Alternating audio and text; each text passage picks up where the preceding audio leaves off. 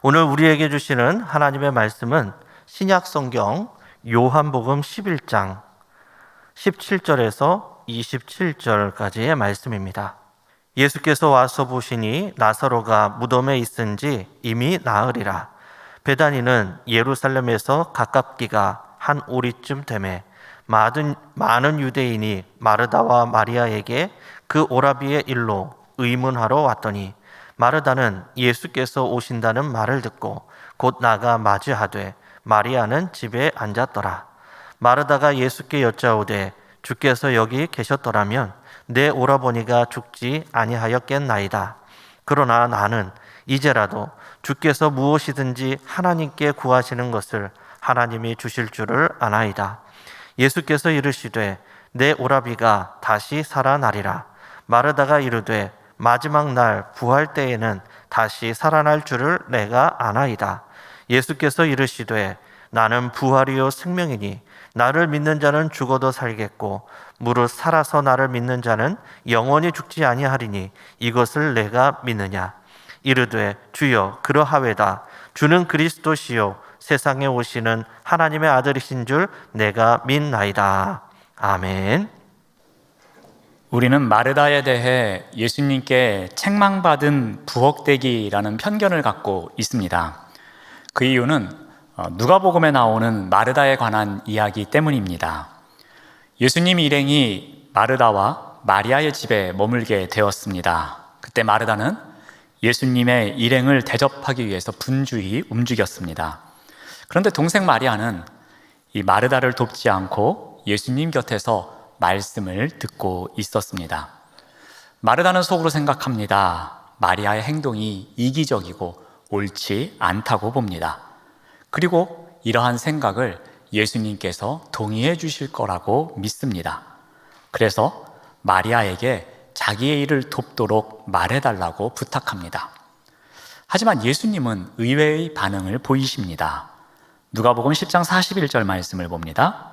주께서 대답하여 이르시되 마르다야 마르다야 내가 많은 일로 염려하고 근심하나.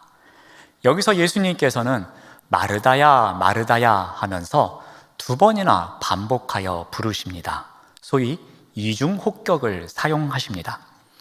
이 신약 성경에 나오는 이와 같은 이중혹격은 상대방의 행동이나 마음가짐이 잘못된 것을 책망하여 교정해 줄 때 사용하는 표현입니다. 누가복음 22장에 보면 예수님께서 베드로에게 그의 믿음이 흔들리지 않음을 말씀하실 때에 시몬아 시몬아 하면서 이중혹격을 사용하십니다. 또한 사울의 회심 이야기가 나오는 사도행전 9장 말씀을 보면 교회를 박해하는 사울의 행동을 책망하기 위해서 주님께서 사울을 부르실 때에 사울아 사울아 하면서 이중혹격을 사용하십니다. 오늘 본문에서도 예수님께서는 마르다야 마르다야 하시면서 마르다의 행동이나 마음가짐에 대해서 교정해 줄 것을 말씀하고 계십니다. 즉 마르다가 마음속으로 염려하고 있는 것, 그리고 그의 근심이 가득 찬 것, 그것에 대해서 교정해 주기를 원하셨던 것입니다. 그래서 예수님께서는 어떻게 말씀하십니까? 먼저 마르다의 마음에 대해서는 이렇게 말씀하십니다. 누가복음 10장 42절 말씀을 보면은 몇 가지만 하든지 혹은 한 가지만이라도 족하다고 말씀하십니다. 마르다가 준비하는 것이 많았습니다. 그래서 분주했습니다. 마음에 근심도 있었습니다. 염려도 있었습니다. 그래서 예수님께서는 마르다야 마르다야 하면서 부르시면서 그의 마음 가운데 있는 분주함을 내려놓기를 말씀하십니다. 몇 가지만이라도 족하다, 한 가지만이라도 괜찮다고 말씀하십니다. 또한 마리아의 행동에 대해서는 다음과 같이 말씀해 주십니다. 42절 말씀을 계속 보면은 마리아는 이 좋은 편을 택하였으니 빼앗기지 아니하리라 말씀하십니다. 예수님은 마리아가 좋은 편을 선택했다고 말씀하십니다. 예수님의 말씀은 마리아가 빼앗기지 말아야 할 것이 무엇인지 알았다는 것입니다. 그래서 그것을 지키기 위해서 지금 무엇을 해야 하는지를 알고 있다는 의미입니다. 예수님께서는 마르다의 섬김에 대해서 책망이 섞인 말씀을 하셨습니다. 반면에 마리아의 섬김에 대해서는 인정을 해주시는 칭찬을 아끼지 않으셨습니다. 우리는 이러한 이야기를 통해서 이 마르다의 섬김이 마치 잘못된 것처럼 편견을 갖습니다. 말씀을 읽는 우리 또한 마르다에 대한 편견을 갖게 됩니다. 예수님께서 마르다의 섬김보다는 마리아의 섬김을 더 칭찬하시고 더 인정하시는 것처럼 보여집니다. 하지만 꼭 그렇지만은 않습니다. 마르다 또한 예수님께는 사랑받은 제자였습니다. 마르다는 책망만 받은 부엌대기가 아니었습니다. 오히려 마리아보다도 더 많은 사랑을 받았던 여인이었습니다. 어떤 면에서 그러한지 오늘 본문 말씀을 통해서 잠깐 살펴보고자 합니다. 먼저 예수님의 방문의 중심에는 항상 마르다가 있습니다. 우리 누가복음 10장 38절 말씀을 봅니다. 그들이 길 갈 때에 예수께서 한 마을에 들어가심에 마르다라 이름하는 한 여자가 자기 집으로 영접하더라. 예수님과 그의 일행이 예루살렘으로 향합니다. 그 가는 길에 어느 마을에 들어가셨습니다. 그때에 예수님과 일행을 자신의 집으로 초청하고 영접한 사람이 있습니다. 바로 그 사람이 마르다입니다.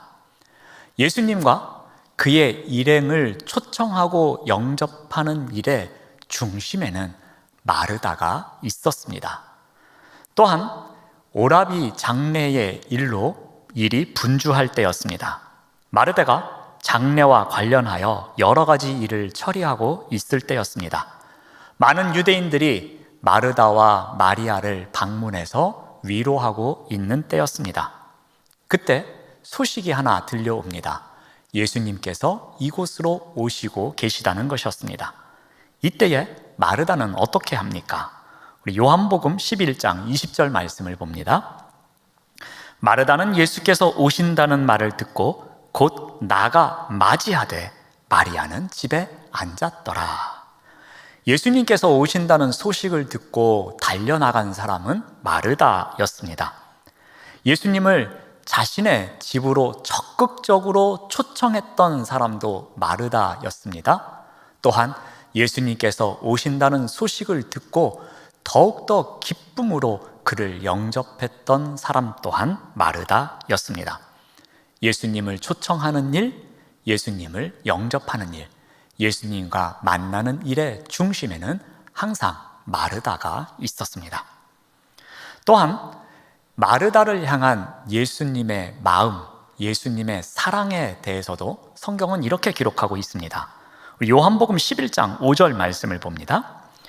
예수께서 본래 마르다와 그 동생과 나사로를 사랑하시더니, 마르다가 3명 가운데 가장 앞에 언급되고 있습니다. 요한복음 기자가 예수님께서 사랑한 3사람의 이름을 열거하고 있는데 그중 맨 앞에 마르다의 이름을 기록하고 있습니다. 성경에서 여러 사람의 이름이 열거될 때에는 이 순서가 중요한 의미를 갖고 있을 때가 있습니다. 그러므로 맨 앞에 있는 마르다에게 좀 더 방점을 찍은 것이었습니다. 더군다나 이때는 남성 중심의 사회였습니다. 그러므로 남성이 우대받는 시대였습니다. 그러므로 나사로의 이름이 가장 앞에 나왔어야 했습니다. 하지만 그럼에도 불구하고 마르다가 가장 앞에 기록되어 있습니다. 또한 마리아는 이름조차 나오질 않습니다. 그냥 마르다의 동생이라고 기록하고 있습니다. 그만큼 마르다를 향한 예수님의 마음, 마르다를 향한 예수님의 사랑이 얼마나 큰지를 알 수 있습니다. 또한 예수님께서 이 3남매를 사랑하셨다고 하는 이 사랑하다라는 단어는 가장 고귀한 사랑을 뜻하고 있는 아가페라는 단어를 사용합니다. 그만큼 예수님의 사랑이 특별했음을 강조하고 있는 것입니다. 또한 예수님은 마르다만을 위한 맞춤 교육을 베풀어 주십니다. 자, 예수님을 만난 마르다는 어떻게 합니까? 아쉬움을 토로합니다. 우리 요한복음 11장 21절 말씀을 봅니다. 마르다가 예수께 여짜오되 주께서 여기 계셨더라면 내 오라버니가 죽지 아니하였겠나이다. 지금 마르다에게는 오라버니의 죽음이 죽음 이상의 의미가 없습니다. 그저 슬퍼할 뿐입니다. 그래서 마르다는 예수님을 만나자마자 만약에 예수님이 계셨더라면 이라면서 그 순간의 슬픔을 잠시라도 잊고자 합니다. 마르다는 예수님께서 참된 위로의 말씀을 해주실 거라는 기대를 갖고서 이렇게 이야기합니다. 22절 말씀을 봅니다. 그러나 나는 이제라도 주께서 무엇이든지 하나님께 구하는 것을 하나님이 주실 줄을 믿습니다 라고 말합니다. 마르다는 예수님과 하나님의 관계가 얼마나 친밀한지를 알고 있었습니다. 하나님이 예수님을 얼마나 사랑하는지도 알고 있었습니다. 예수님이 구하시는 것은 무엇이든지 하나님께서 들어주신다는 것도 믿고 있었습니다. 그래서 지금 예수님이 자신과 남은 가족을 위해서 기도하시는 것은 무엇이든지 하나님께서 들어주실 것이라는 소망을 갖고 있었습니다. 그런데 이 마르다의 무엇이든지 안에는 나사로가 지금 당장 살아나는 것에 대해서는 담겨져 있지 않았습니다.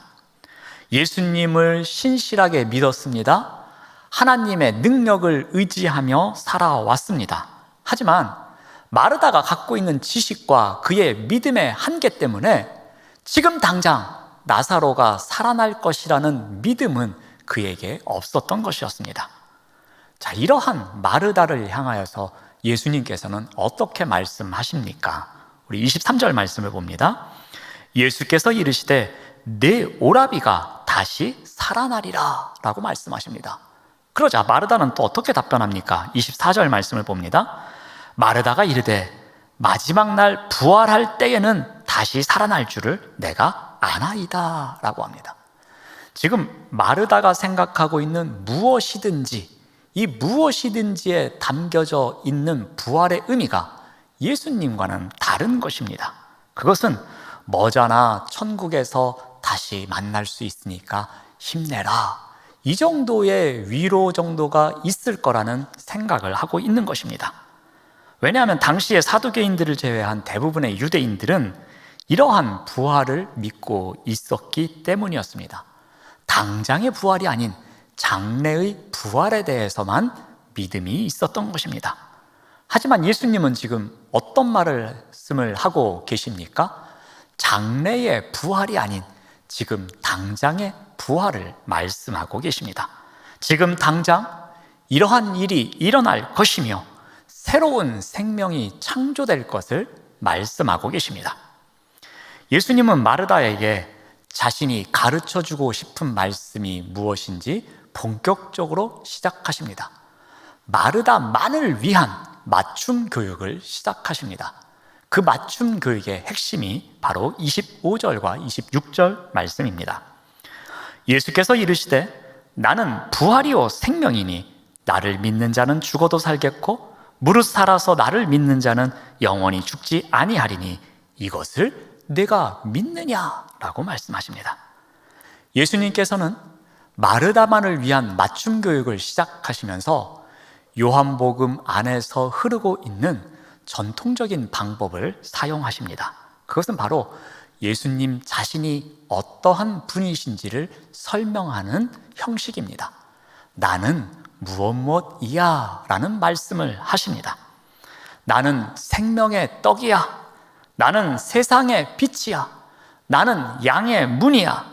나는 선한 목자야 라는 이와 같은 형식을 7번을 사용하시는데 그 중에 한 번을 마르다만을 위한 가르침에서 사용하고 계십니다. 예수님께서는 마르다를 향하여 나는 부활이고 생명이야 라고 가르쳐 주십니다. 마르다는 분명히 만약 예수님께서 계셨더라면 이라고 가정하면서 이야기를 시작했습니다. 그런데 이러한 마르다를 향하여서 예수님께서는 어떻게 위로의 말씀을 해주십니까? 나는 부활이야, 나는 생명이야 라고 말씀하십니다. 이것은 무엇을 의미하고 있습니까? 마르다에게 닥치는 불행이 무엇이든지 간에 그 속에서 참된 위로와 소망이 될 수 있는 길은 유일하다는 것입니다. 부활이시고 생명이신 예수 그리스도를 온전히 알고 그분을 믿는 것만이 진정한 위로임을 말씀하고 계시는 것입니다. 마르다가 당하고 있는 고난의 이유를 아는 것, 그것은 잠깐의 위로일 뿐입니다. 왜 우리 오라비가 이렇게 젊은 나이에 죽어야 합니까? 그 이유를 아는 것, 그냥 순간의 위로로 끝날 수 있습니다. 그런데 예수님께서 마르다만을 위한 맞춤 교육에서 강조하고 계시는 것은 부활과 생명의 진정한 의미였습니다. 믿는 자들이 사망에서 생명으로 옮겨주시는 부활과 생명의 예수님을 온전히 아는 것, 그리고 그 예수님을 믿는 믿음이 중요함을 말씀하고 계십니다. 그래서 예수님은 마르다에게 나는 부활이야, 나는 생명이야 말씀하신 이후에 어떻게 또 말씀하십니까? 이것을 내가 믿느냐라고 말씀하십니다. 예수님은 마지막 날 부활을 기대하고 있는 마르다에게 예수 그리스도의 부활의 생명은 마지막 날의 부활로만 역사하는 것이 아니라 지금 여기서부터 그를 믿는 신자들의 속에서, 그들의 삶의 속에서 강력하게 역사하고 있음을 말씀하고 계시는 것입니다. 예수님의 이러한 맞춤 교육에 대해서 마르다는 어떻게 반응합니까? 그는 자신의 언어로 신앙을 고백합니다.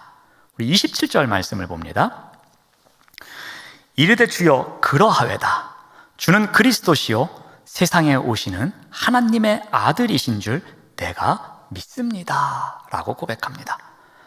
마르다의 고백이 어떠합니까? 그의 신앙 고백은 예수님이 어떠한 분이신지에 대한 초점을 맞추고 있습니다. 예수님의 정체성에 대해서 정확하게 고백하고 있습니다. 그리고 마지막으로 내가 믿습니다 하면서 다시 한번 강조합니다. 제가 지금 고백한 이 신앙 고백은 진심입니다. 앞으로 저는 이 신앙 고백의 삶이 변화가 없을 것입니다. 제가 이 신앙 고백을 믿습니다 라고 말하는 것입니다. 마르다의 고백은 이후 초대교회에서 사용된 기독론적 칭호에 있어서 핵심 구절이 됩니다. 그리스도는 하나님의 특별한 일, 곧 구원 사역을 위해서 이 땅에 오신, 그래서 기름 부음을 받으신 분의 사역을 의미합니다. 또한 하나님의 아들은 하나님과 특별한 관계를 지닌 존재로서 그 하나님의 권력을 위앙받아서 구원의 역사를 이루시는 분을 말합니다. 마르다는 이러한 예수님을 그리스도시요 하나님의 아들이신 예수님은 이 땅에 오신 분이십니다 라고 고백하고 있습니다. 마르다는 예수님의 맞춤 교육을 통해서 이 사실을 깨달았던 것입니다. 그 맞춤 교육을 통해서 예수님을 하나님이 세상에 보내주신 그리스도시요 하나님의 아들이심을 믿음으로 고백하고 있는 것입니다.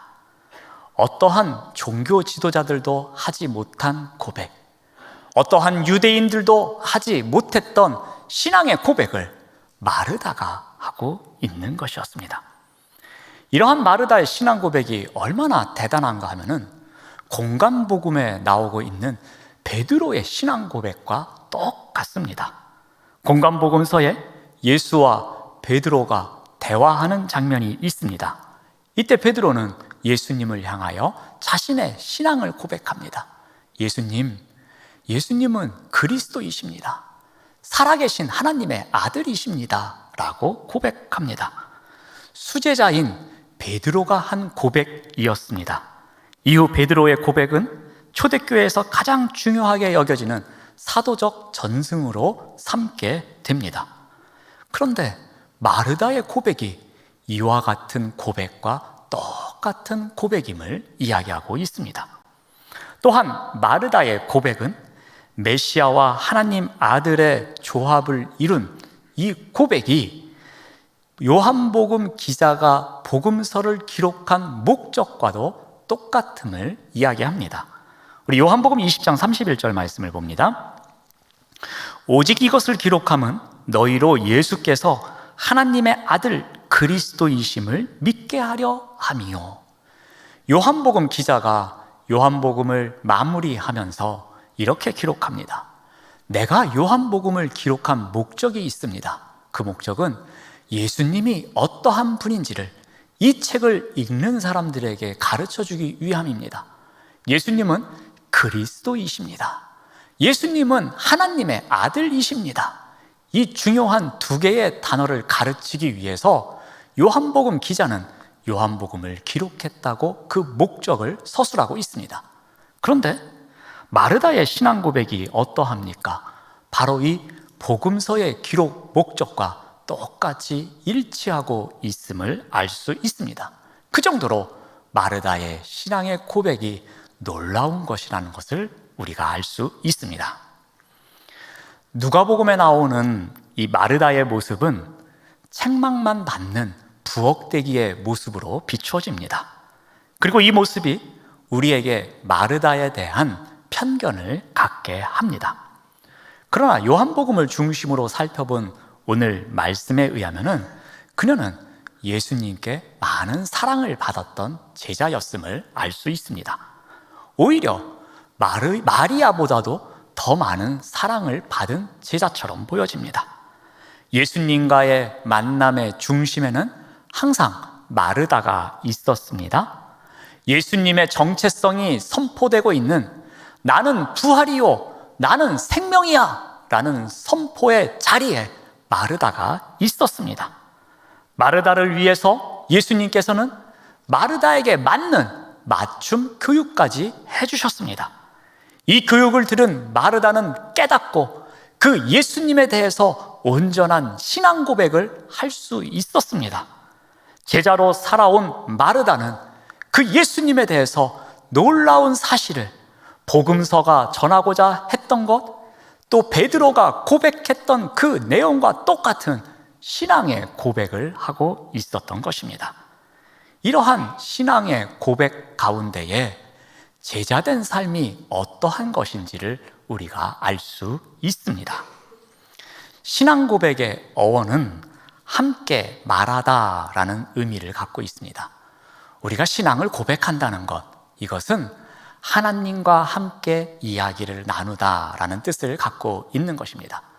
우리가 하나님과 동행하면서 하나님과 함께 하면서 그 하나님께 배웠던 것, 하나님께서 우리를 향해서 베풀어 주셨던 그 은혜를 우리의 언어로, 우리의 생각으로 하나님께 고백하는 것, 이것이 바로 신앙 고백이라는 것입니다. 우리가 제자로 살아간다는 것, 이것은 이와 같은 신앙 고백이 날마다 끊이지 않는 것을 이야기합니다. 하나님과의 만남이 있고 그 만남 속에서 배움이 있고 그 배움을 통해서 깨달은 것을 다시 하나님께 고백하는 신앙 고백의 삶, 이러한 삶이 날마다 이어지는 것, 이것이 바로 제자된 삶입니다. 오랜 시간 함께 신앙생활을 했던 한 지체가 있습니다. 제가 맡았던 부서에 새 가족으로 왔던 지체였습니다. 근데 이 지체는 한 10여 년 동안 신앙생활을 하지 않고 주님을 떠나 있다가 다시 마음 잡고 신앙생활을 하겠다고 온 지체였습니다. 그래서 일정 기간 매우 이렇게 공을 들여서 신경을 써주고 신앙생활을 잘 할 수 있도록 도와줬던 지체였습니다. 그런데 며칠 전에 전화가 왔습니다. 안부를 묻더니 자신이 왜 전화를 했는지 그 이유를 밝힙니다. 목사님, 제가 기도하고 싶어서 지금 필그림 하우스에 왔습니다 라고 합니다. 그래서 대단하다, 훌륭하다 라고 칭찬을 해줬습니다. 그런데 철로역정 코스를 오디오 가이드를 통해서 안내를 받고 있는 중이라고 합니다. 그러한 가운데 한 가지 숙제가 주어져서 목사님께 전화를 드렸다는 것입니다. 그는 지금 기쁨의 산이라는 곳에 도달했다고 합니다. 기쁨의 산은 목자들이 지키고 있는 동산입니다. 이 오디오 가이드에서 진행하는 목사님께서 이 기쁨의 산을 소개하면서 이곳에 온 여러분 환영합니다. 이 기쁨의 산은 어떠한 곳입니다 라고 소개하더니 지금까지 자신을 가르쳐주고 자신에게 많은 은혜를 베푸셨던 목사님들이 있으면 기억해보라고 하더랍니다. 그리고 그 중에서 가장 생각나는 한 분에게 지금 연락해서 감사하다고 인사하라는 것이었습니다. 그 지체는 순간 제가 생각이 났다고 합니다. 저에게 감사의 마음을 전하고 싶어서 전화를 걸었다고 합니다.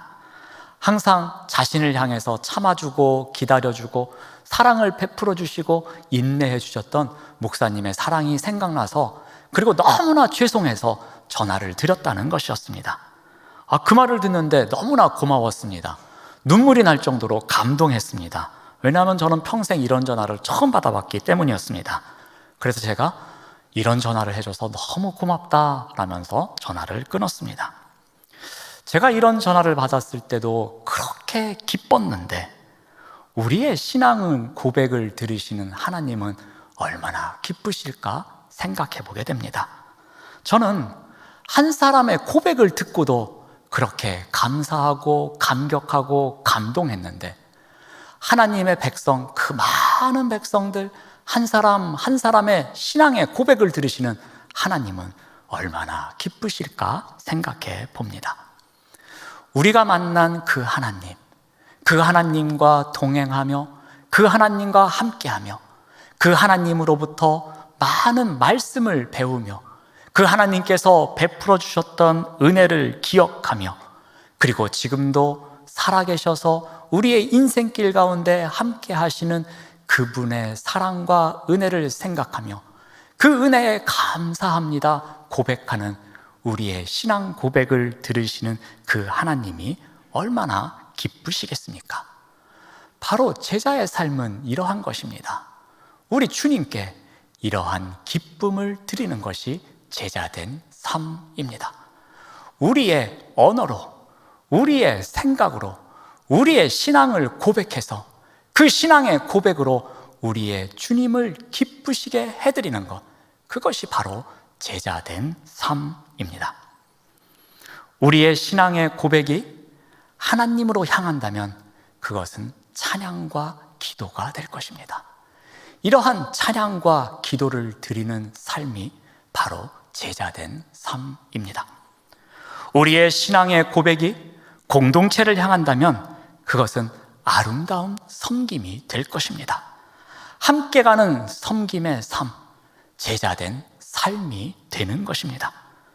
우리의 신앙의 고백이 세상으로 향한다면 이것은 복음의 증인으로 살겠다는 신앙의 고백이 되는 것입니다. 사랑을 전하는 제자된 삶을 살아가겠다는 고백입니다. 이것이 바로 제자된 삶입니다. 이와 같은 신앙의 고백이 있는 제자된 삶을 살아가는 것이 바로 우리의 주님을 기쁘시게 하는 삶입니다. 사랑하는 여러분, 우리의 신앙 고백으로 크고 작은, 그렇지만 날마다 끊이지 않고 일어나는 그 신앙의 고백으로 우리의 영원한 스승이신 주님을 기쁘시게 하는 진실된 제자의 삶을 살아가시는 우리 모두가 되시기를 바랍니다. 기도하겠습니다. 하나님 감사합니다.